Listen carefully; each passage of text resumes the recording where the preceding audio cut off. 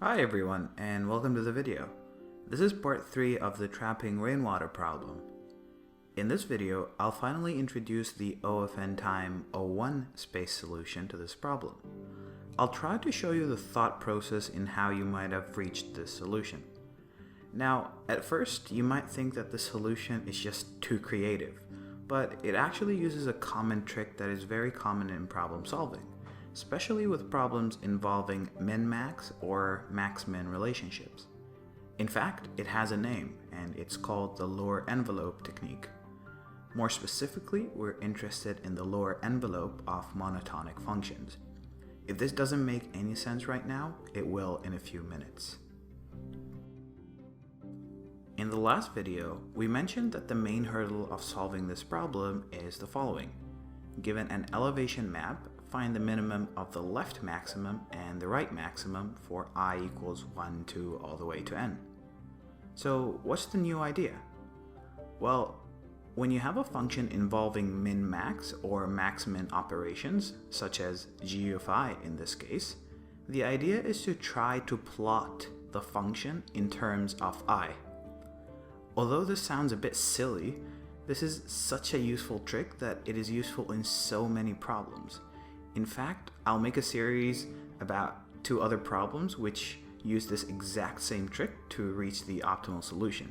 So for now, just know that this isn't just a particular trick for this specific problem, but it's a tool that you can add to your algorithmic toolset that would help you in solving other problems. So how do we plot g of I in terms of I? Well, let's take an example. Suppose you have the elevation map h equals 1, 2, 2, 3, 3, 1, 4, 2, 0, 0. Let's try to plot the function g of I step by step. First, we have the terms left max. This is just left max from the previous video, and we can plot left max as follows.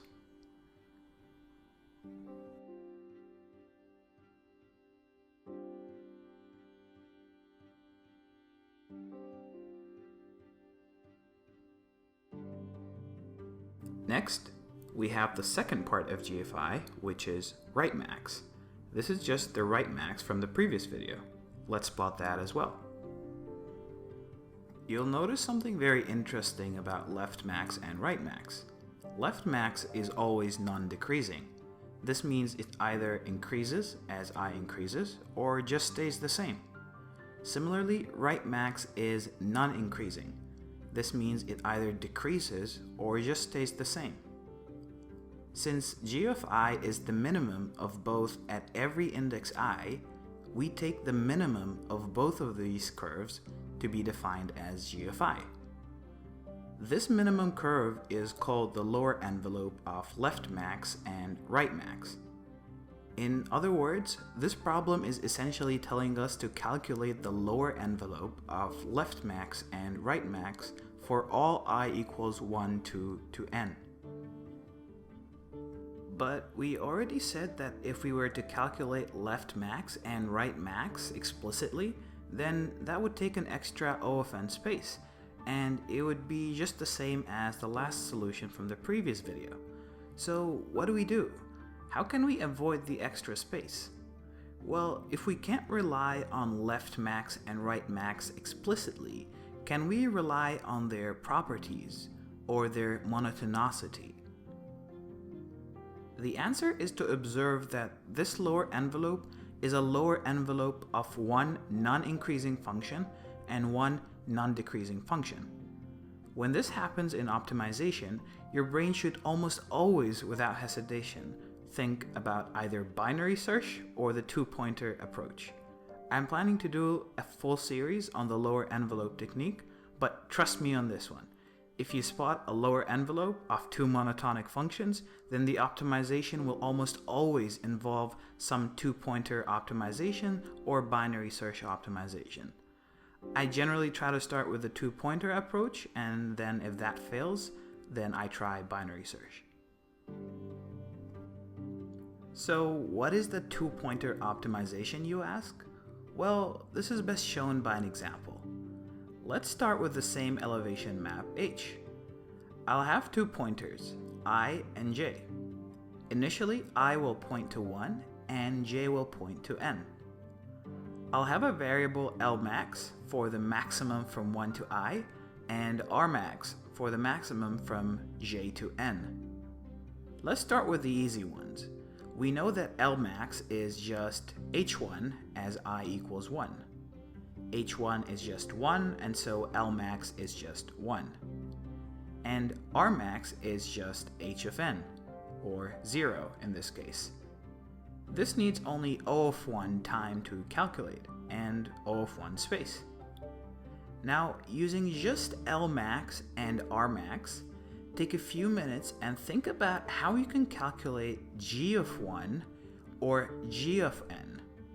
Make sure you're not doing any additional O of n loops. Just use your prior knowledge about the function g, which is a lower envelope, and the values of Lmax and Rmax that you have as of now, nothing else.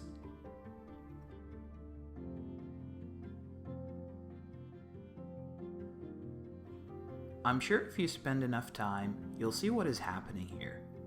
We know Lmax is 1, and that the left max function is non-decreasing with I, which means that as I increases, Lmax will either stay as 1 or increase further, which means that by the time it reaches j equals 10, its value is at least 1. But we already know that right max at j equals 10 is 0.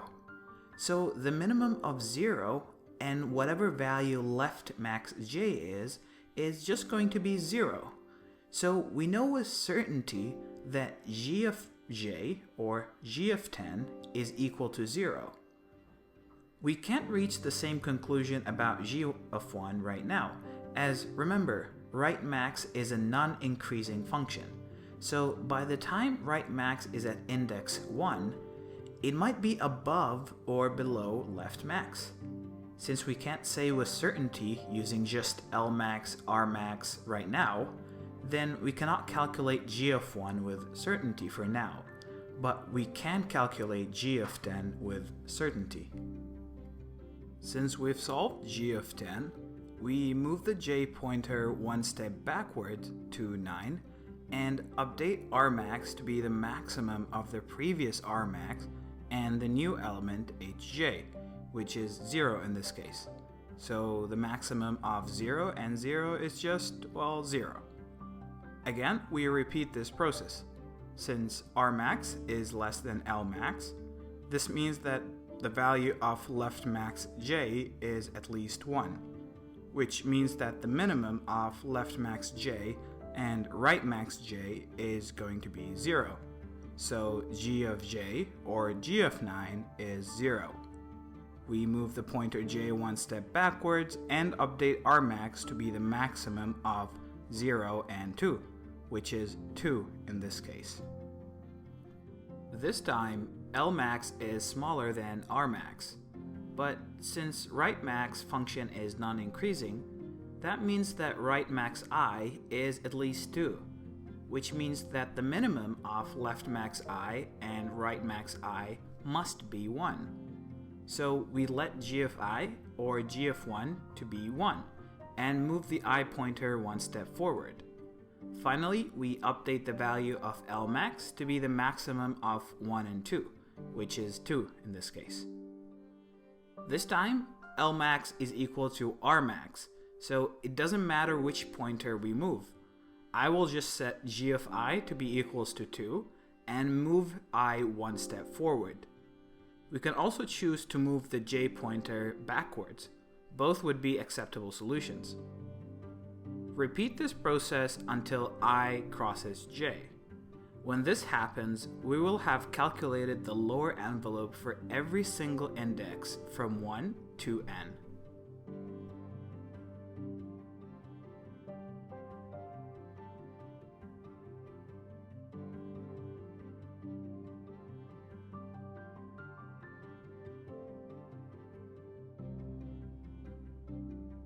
This is the two-pointer technique. I moves at most n moves forward, and j moves at most n moves backwards. So we have at most 2 n moves in total. In fact, they both move a total of n moves, but this is not necessary to show that the algorithm takes O of n time. In each iteration, we do a constant amount of work, or O1 of work. Therefore, the algorithm takes O of n time. We were able to calculate the value of g of I for all I, and on top of that, we don't require any additional space to store left max and right max. We just use their properties to calculate g of I on the fly, and so the algorithm only takes O of 1 space. Here's the pseudocode. We start by verifying that the length of h is at least 3. If not, then the water will always be 0. Next, we initialize 2 pointers, I and j, pointing to 1 and n respectively. We also initialize the total water to 0, and set Lmax and Rmax to be both 0, which is the least possible value in the elevation map h.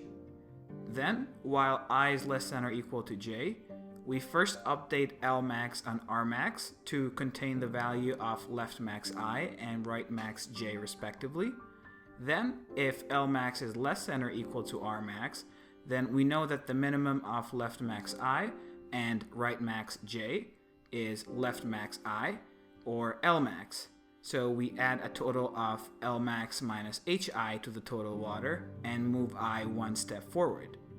On the other hand, if Rmax is less than Lmax, then we know that the minimum amount of left max j and right max j is right max j, or Rmax.